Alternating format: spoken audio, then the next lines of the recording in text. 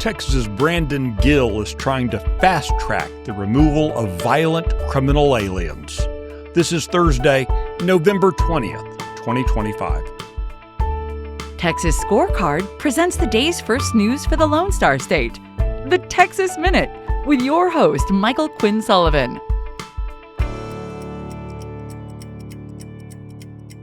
Thanks for spending part of your Thursday with the Texas Minute. Let's jump straight into today's news. Based on reports that Sharia tribunals are operating in North Texas, Governor Greg Abbott is calling on law enforcement officials to take on these rogue courts in Collin and Dallas counties.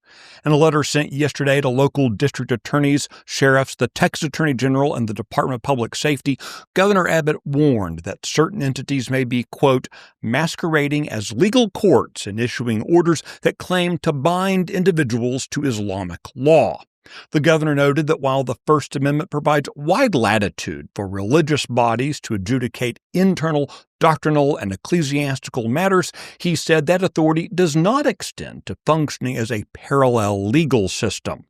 Governor Abbott is singling out an entity called the Islamic Tribunal. This group purports to resolve a broad range of disputes in the Dallas area and claims to have, quote, the approval of the Texas judicial system. Abbott says that is neither true nor lawful.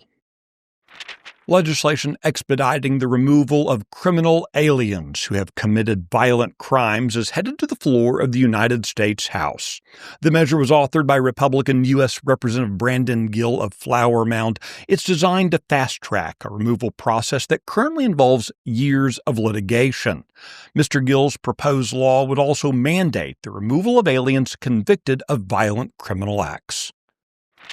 Attorney General Ken Paxton has secured a legal victory that could alter Harris County's controversial bail policy.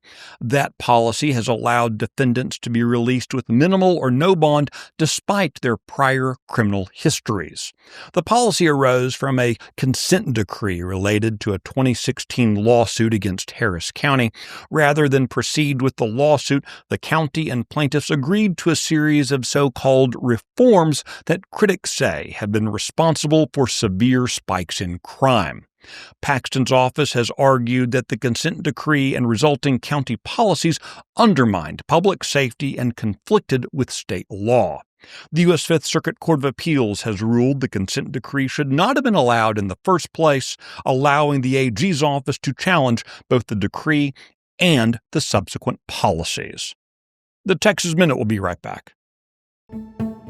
But every day I run into something that I'm dealing with the county judge.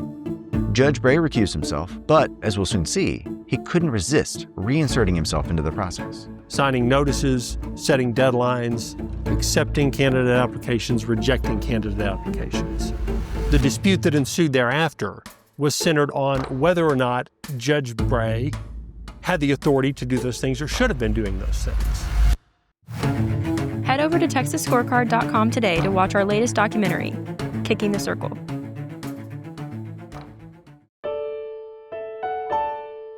A now former Alvin Community College dual enrollment instructor has been arrested and charged with multiple sex crimes against children.